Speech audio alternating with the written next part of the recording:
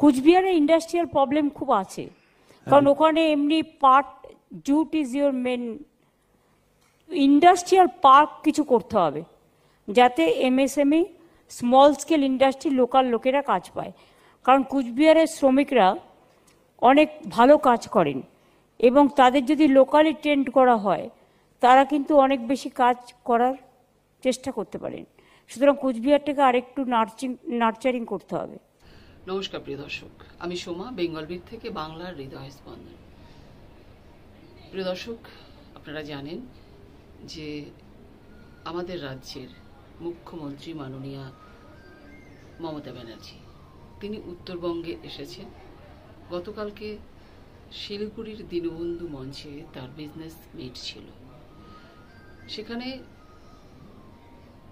এই বাংলার, এই পশ্চিমবঙ্গের বিভিন্ন প্রান্তের, বিভিন্ন জেলার মানুষরা উপস্থিত ছিলেন। বিশেষ করে যারা ছোট আকারে শিল্প নিয়ে ভাবতে চায়, ছোট ছোট যারা বিশেষ কিছু নিয়ে উদ্যোগ নিতে চান, তারা সেখানে এসেছেন এবং তারা তাদের সমস্যার কথা বলেছেন এবং নতুন কিছু কি করতে চান, কিভাবে করতে চান সেটা নিয়েও দিদির সামনে তারা প্রস্তাব রেখেছেন এবং যা হয়েছে সেটা নিয়েও তারা আলোচনা করেছেন। তো প্রিয় দর্শক, আজকের ভিডিওতে আমি যেটা আপনাদের সামনে তুলে ধরার চেষ্টা করছি, আমার জেলা কোচবিহার জেলা।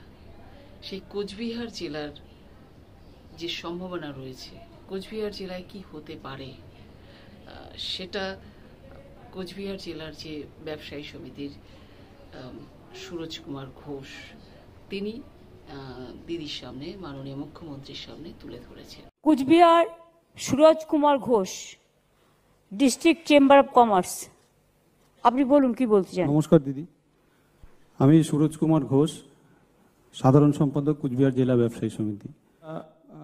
মানে আমাদের এরকম প্রস্তুত আছে যারা ছোট ছোট কাজ করতে যায়, যেমন কিছু প্যাকেটিং কাজ, যেমন চানাচুরের ফ্যাক্টরি, মুড়ির ফ্যাক্টরি, এরকম খুব ছোট ছোট জিনিস। আপনাদের তো ভুট্টাও খুব হয়। হ্যাঁ, ভুট্টাও হয় দিদি, আমাদের ওখানে অনেক ভুট্টা। তো এখন কত ভুট্টা প্যাকেট করে বিক্রি করে। হ্যাঁ, সেগুলো চিপসের ফ্যাক্টরি, আমাদের আলু হয় প্রচুর, আমরা চিপসেরও কাজ করতে পারি। এরকম ছোট ছোট কাজ আমরা করতে চাচ্ছি আর কি। তা করুন না, সেটাই আপনার শুনুন। ছোট কিন্তু মনে রাখবেন, বড় ইন্ডাস্ট্রি কয়েকটা হয়, চোখে দেখা যায়, ছোট কিন্তু প্রচুর হয়। ছোটর ভ্যালু কিন্তু অন্যরকম। সুতরাং আপনারা লোকালি করুন না, ভালো। যেটা করতে হবে আমাদের বলবেন, আমাদের যেটা করণীয়, আপনাদের যেটা করণীয় সেটা আপনারা করবেন। যদি উদ্যোগ নেওয়া যায় তাহলে কিন্তু বড় ইন্ডাস্ট্রি হতে পারে। কিন্তু মাননীয় মুখ্যমন্ত্রী তিনি নিজেই বলেছেন যে বড় ইন্ডাস্ট্রি একটা হয়, চোখে পড়ে, কিন্তু ছোট ছোট শিল্প সেটা কিন্তু ভালো না। আমি খারাপের কথা বলছি না, কিন্তু আপনি মাথায় রাখবেন, যদি একটা চানাচুরের কোম্পানি হয় সেখানে কজন লোক কাজ করবে আর ক টাকা তারা মাইনে পাবে।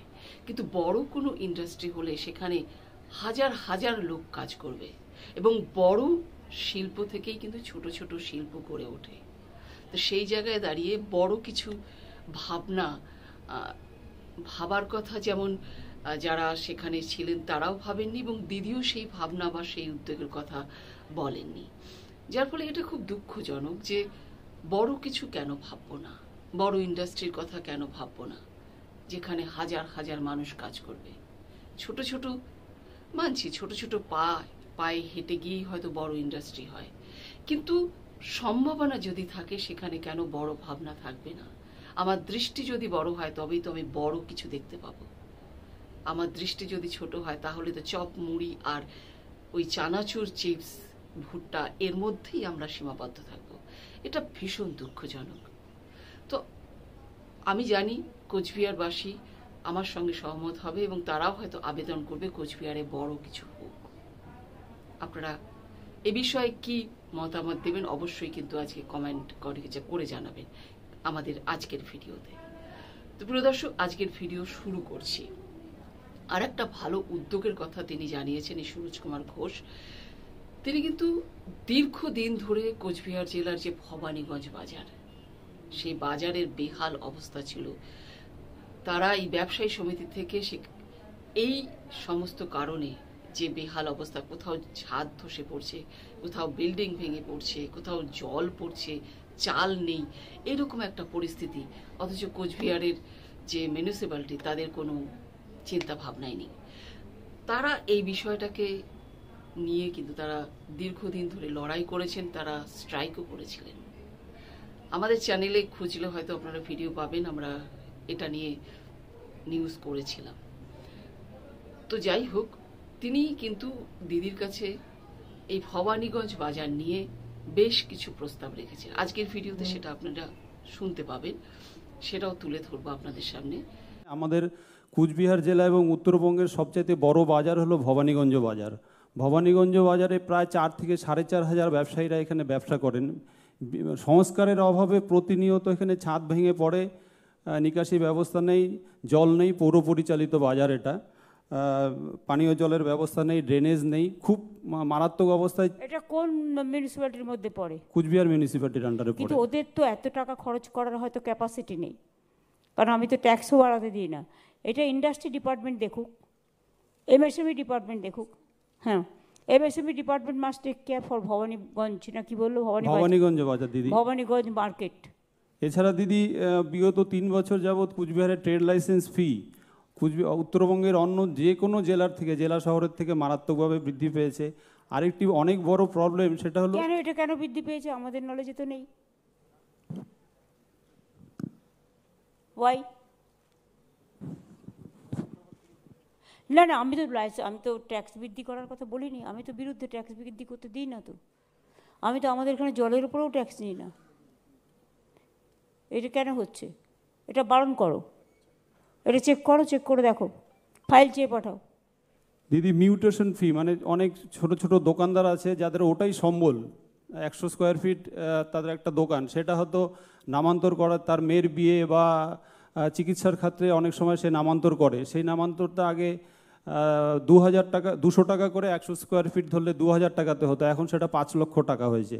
এটা খুব অমানবিক। কেস দেখে নেবে, দিস ইজ অ্যাবসলিউটলি রং, দেখে নাও। কনজারভেন্সি ফি দিদি আগে 7000 টাকা করে ছিল, এখন সেটা 70,000 টাকা হয়েছে। এগুলো একটুখানি আপনি দেখবেন আমাদের আমি ব্যবসায়ীরা। বলছি তো এই 3টে ব্যাপারে চিফ সেক্রেটারি নিজে দেখে নেবেন, আমি এটা হতে পারে না। ধন্যবাদ দিদি।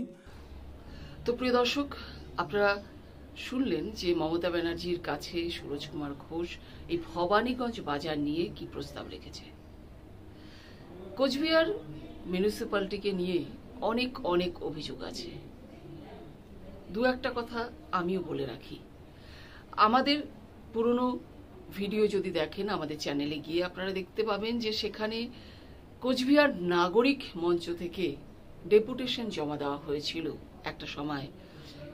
সেখানে তাদের দাবি ছিল যে কোচবিহারের সব জায়গায় সঠিকভাবে জল পাওয়া যাচ্ছে না। তার থেকেও বড় অভিযোগ রয়েছে, সেটা হচ্ছে যে কোচবিহারে যদি কেউ নিজের বাড়িতে ছাদে একটু টিন দিয়ে শেড দিবেন বা চাল দেবেন, এরকম কিছু যদি করার উদ্যোগ নেন, সেক্ষেত্রে এক্সট্রা তাকে ট্যাক্স দিতে হবে। এছাড়াও যেভাবে ট্যাক্স বৃদ্ধি পেয়েছে, সেটা তো একটা সাধারণ ব্যবসাদার যদি ব্যবসা করেন রাস্তায় দাঁড়িয়ে বা রাস্তায় বসে কোথাও কোনো কিছু নিয়ে, সেখানেও তাকে বিশাল একটা ট্যাক্স দিতে হয়। সেখানে প্রায় 30 টাকা যদি সে বসে থাকে, তাকে 30 টাকা রসিদ কেটে দেবে। তো ভাবুন কি তার রোজগার, আর তাকে যখনই সে বসবে তাকে 30 টাকা দিতে হবে। আর আমার বাড়িতে আমি শেড দেব, তার জন্য এই পরিমাণ এই ট্যাক্সটা কি নেওয়া ঠিক হচ্ছে? তো এই ধরনের অভিযোগ নিয়ে, দাবি নিয়ে তারা ডেপুটেশন দিয়েছিল। এরপরে উত্তরবঙ্গ সফরে যখন আপনি আসবেন, আমরা কুচবিহার জেলা ব্যবসায়ী সমিতি থেকে আপনাকে আমন্ত্রণ জানাচ্ছি। আপনি উত্তরবঙ্গ সফর কুচবিহার থেকে শুরু করবেন, এই আপনার কাছে আবেদন জানাচ্ছি। অল্প সময় আপনাকে অনেক কিছু বলতে পারলাম না, আমি অনেক বলে দিয়েছেন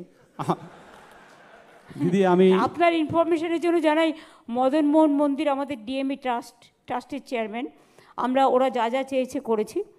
আমাদের যেমন ধরুন বাণেশ্বর মন্দিরও আমরা ডেভেলপ করেছি, আমরা শিবযজ্ঞ মন্দির আমি নিজে ভিজিট করেছি, ওটাও ডেভেলপ করেছি। আজকে যেমন আমরা জলপেশ শিব মন্দির, যেটা খুব বিখ্যাত, আমরা ওখানেও 5 কোটি টাকা দিয়েছি। আজকে এটা উদ্বোধন হবে আপনার বলার পরেই, স্কাই ওয়াক, যেটা জলপেশ শিব মন্দিরে এবং বানেশ্বরে যেগুলো পড়ে আছে। নেক্সট রেডি থাকতে হবে। সুরজ কুমার ঘোষকেও আমাদের তরফ থেকে আমরা তার কাছে বা তার ব্যবসায়ী সমিতির কাছে আবেদন রাখছি, একটু বড় আকারে কিছু ভাবুন। কোচবিহারে অনেক শিক্ষিত ছেলে মেয়েরা রয়েছে যারা একটু ভালো জায়গায় কাজ করতে চায়, ভালো একটু রোজগার করতে চায়। চপ, মুড়ি, ঘুগনি, চানাচুরের ফ্যাক্টরি, মুড়ির ফ্যাক্টরি আছে, তার জন্য লোক আছে, তারাও করবে। যে যার যোগ্যতা যেমন আছে সেই অনুযায়ী কাজ পাক, এটাই কিন্তু হওয়া উচিত, এটাই কিন্তু কর্মসংস্কৃতি। তো প্রিয় দর্শক, আমাদেরও আবেদন রইল যাতে কোচবিহারের ডেভেলপ হোক, উন্নতি হোক, এবং প্রত্যেকটি মানুষ যাতে তার পড়াশোনার শেষে যেন সঠিকভাবে কাজ পায় এবং তার জীবন জীবিকা যেন সঠিকভাবে চলে। তো প্রিয় দর্শক, আশা করি আপনারা আজকে পুরো ভিডিওটি দেখেছেন। তো কেমন লাগলো আজকের ভিডিও অবশ্যই কিন্তু কমেন্ট করে জানাবেন, এবং কোচবিহারের উন্নতি নিয়ে আপনাদের কি মতামত অবশ্যই কিন্তু কমেন্ট করে জানাবেন। আজকের ভিডিও এখানেই শেষ করছি। আপনারা ভালো থাকবেন, সুস্থ থাকবেন।